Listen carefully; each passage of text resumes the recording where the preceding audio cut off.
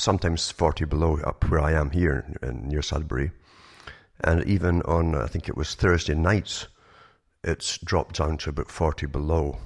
That's pretty well on both scales, Fahrenheit, centigrade. That's where they kind of meet up together. And last night was about 20 odd below, 25 below, perhaps more.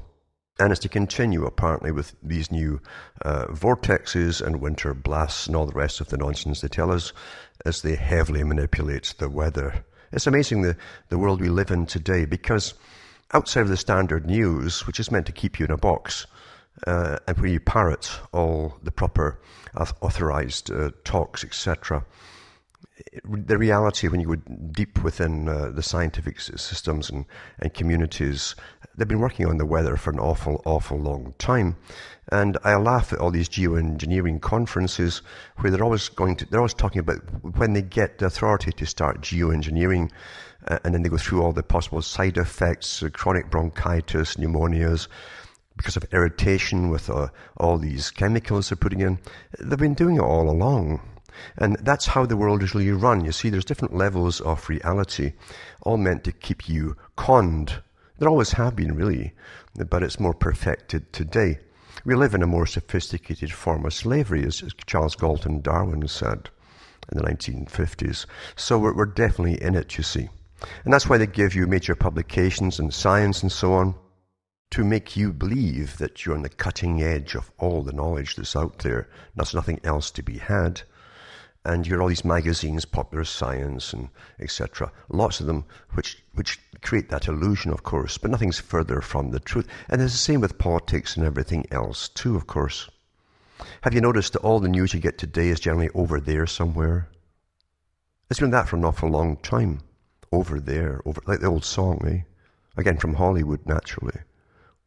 And you're kept focused across the world with the colour revolutions. We all know what those things are too. And again, there's nothing new in colour revolutions, because if you go into the history of Britain, regular history books, you'll find that Britain was doing the same thing in, for instance, India in the early 1800s, as they were getting tribes to fight each other, so they could come in to keep the peace, you understand. Stabilization, they call it. They don't go to war, they always go to stabilize countries, or today it's bringing them democracies. And it's all very wonderful, isn't it? And this is how they push it across to us. But meanwhile, they foment the problem in the first place, and they get peoples who haven't been fighting together for maybe 1,000 years to fight each other. And then they go in and get what they want. And they always want something. Generally, it's pretty well everything, but they want something. And it's control over not just the resources, but also it's control over the minds of the public. So they're as brainwashed as you are. They want a world standard education system for everyone, so that everyone gets the same brainwashing. So if we go to Tokyo or somewhere else, you get the same pat replies to the reasons why things are happening. And then, of course, no one can then think outside the box. That's the idea. It's rather clever, really. But most folk are trained, we're all trained actually, to believe what we're told. Because after all, why would anybody want to lie to you? This comes from the old idea, especially in Christianity, to be trusting. To be trusting. And of course, Christianity was used, especially in the 20th century, big time, by the powers and big foundations that plan to run the world and eventually take over from governments as we know them.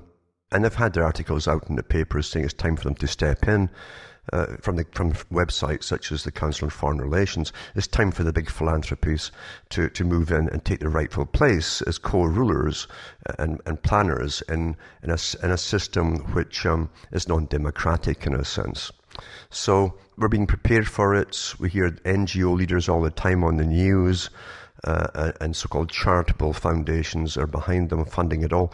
And of course the history is all out there with old John D. Rockefeller and all the things that he got up to too. He also was a Darwinist as well, as you know, a social Darwinist who believed in social planning, where the elite, the intelligentsia, would plan the lives for everyone else.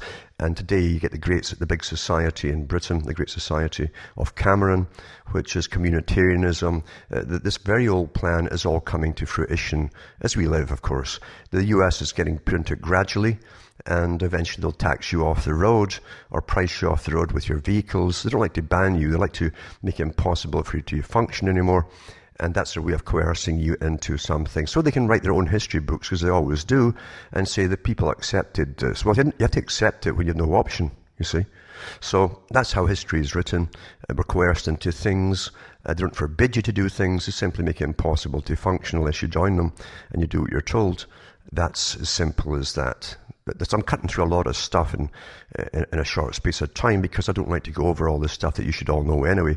And the problem too, even with the Patriot movement, as they want to call it still, I don't know why, but they call it the Patriot movement, is that they keep you focused, simply parroting what the mainstream news is telling you to look at.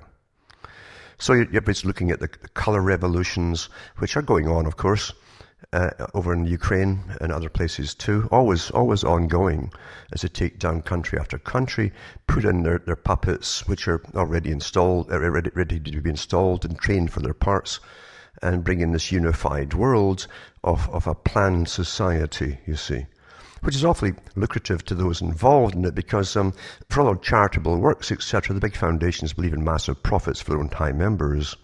But they do believe in a world where you'll have big international corporations with all their chains of stores and chains of everything and chains of factories and chains of farms and the super farm stuff that they have, these big agri-food businesses. They'll run the world for you. You see, no private businesses to be, small private businesses to be allowed in the future. And they bring you into this gradually. Now, the reason that the big movements, which came out of, they were visible even in the French Revolution, and again, it's a long history, which is never told, actually. Some of it can't be told today, but there's a long history as the forces behind these revolutions got into action and got underway to make all this happen. And you even find in this overdone thing called Weishaupt, Adam Weishaupt and the Illuminati stuff, they were one small group, by the way, all working. There's many of the same groups across the world, and Weishaupt was a bit big for his boots and couldn't keep his mouth shut. But the fact is, they're on the go still today. And the idea was to bring in a planned society again. It's always the same thing. Planned society, the intelligentsia rule, those who prove their intelligentsia, not just through academia, but also from acquiring massive wealth and holding on to it for a few generations as a proof. That's your entry for the children into the next generation of rulership. That's what it's all about. And they have the scientists on board with them. They actually have their categories of those who run industry for the world, and those who are the scientific helpers. In fact, Julian Huxley went through that in one of his talks, that he and his family lineage were hereditary members of the scientific elite who helped to manipulate the psychological processes of the general public to go along with all of this too. So you're living through a planned agenda, which is awfully boring at times, of repetition, and they say hell is repetition. But to keep parroting on what they're doing today is a technique to destabilize your psyche and bring you down crashing to the ground. When I was doing so many talks every week and going over the news, the purpose wasn't to terrify you, as you know. The purpose was to explain why these things were happening and filling in all the blank bits that the media conveniently left out. It's not difficult to understand once you see the process at play. Now, the US was to be used as a big battering ram to bring the rest of the world into this global system, the planned economy, the planned society, from who should get born, who should not get born, and the social Darwinistic theory that they brought into it. And Rockefeller, of course, was all on board with that, the social Darwinism idea, where he himself certainly had his ideas of how the people should be run, who should order their lives, how to order their lives. And eugenics, of course, is a big part of it too. The Rockefellers funded the Cold Springs Harbor experiments and so on in eugenics, and started the award system for the monthly Americans Family of the Month awards way back in the 20s, I think it was. So it's interesting to see that every group you see that you belong to, if you belong to anything at all, whether it's a religious group or whatever, it was taken over an awful long time ago. In fact, the history of the US is fascinating when it comes to religion, because you get the standard authorized version, cleaned up, of course. That's the authorized version of all the untidy stuff they don't want you to know. There's a lot of groups came into the US, many groups who were subversive. They weren't just getting persecuted because of religion or stuff. It's because they were subversive and revolutionary in their thinking. Many of them came in with Marxist ideas, in fact, in the late 1800s, and were very, very powerful, very vocal in the early 1900s, 1920s, especially in places like New York. Mass meetings in the streets, lots of old newspapers out at the time, their speeches, and they weren't the only group. Even before that, you had communities coming in that joined certain and created certain Christian sects, or guise of Christian sects, in fact, so that it was all for social change, particular types of change. And when you look at them all, it's always the same kind of change they're after. Once again, social Darwinistic management of the public from birth to death. Who should live, who should die?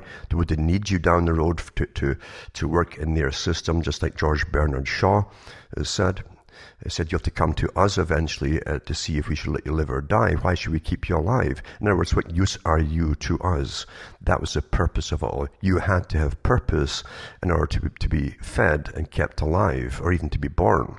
And we're getting to that stage now, the completion of it all. Because, you see, it's intergenerational brainwashing of acceptance by pushing the envelope, always pushing the envelope a little bit more, until not just when it comes to the sexual thing, and this is one part of it, not just the parents will sit with the child now and let certain things go on comedy shows that perhaps they shouldn't, because the parents themselves have been contaminated in their turn, and their parents before them as well. So you can have 3 or 4 generations sitting on the same couch watching television, and they've all been contaminated till everything on television is pretty gross, and same repetitive type of grossness as well, which also dehumanizes the public into another animal. You laugh at that because you're laughing at yourselves as animals, you see. And with animals, you can do what you want. And then you have all the economic specialists telling you about, this great science of economics, which no one apparently understands, because we keep getting plundered twice a century by the big bankers, you see.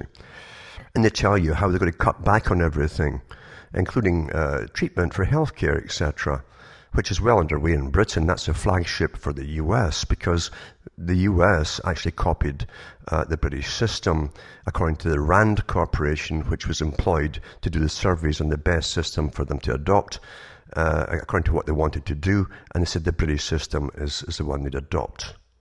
So everything works together. Democracy doesn't ever come into the picture on anything, actually, because the public never have a say in all the big important events that are planned for their lifetimes.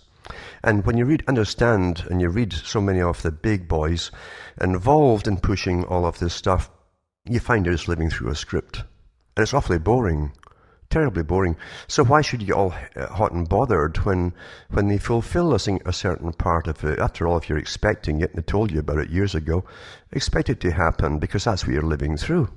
It's a planned agenda with timetables for certain implementation of different parts of it, you see. Now, I'm sure all of you have friends out there who parrot the stuff from television, and they come up with certain topics or even arguments which they've adopted from the experts, that class of experts that they give you to believe in. And they'll say, well, I guess they have to ration healthcare, and it's so expensive, and we're going to austerity. But they never complain about the cost of wars. I mean, wars go on all the time for the big boys. The army, in fact, the whole country is just their private business, really. We're all part of their private enterprise. But they use your money to pay for all the wars, which they use for personal gain, naturally, since they have to be in control of all resources across the world. It's personal gain for them. And they're awfully good at propaganda. They're doing it all to save you from disaster. And once they have the resources in those countries, it's not to... You see, I used to work, the people would say, well, we need the oil, So you're starting to rationalize plunder. But of course, it's not going to you. The oil is then sold to other countries like China. That's where the big boys arranged to sell it to when they took over Iraq. But the big boys are in there, the Shell and BP and all the rest of them, because Tony Blair, it came out afterwards that he'd had meetings with all these companies before the Iraqi war where they agreed to divvy it up amongst those boys. The taxpayer would fund all the operations for war, pay for the clean-up, and even build them new refineries. It's awfully nice of us, isn't it? Well, that's democracy, you see.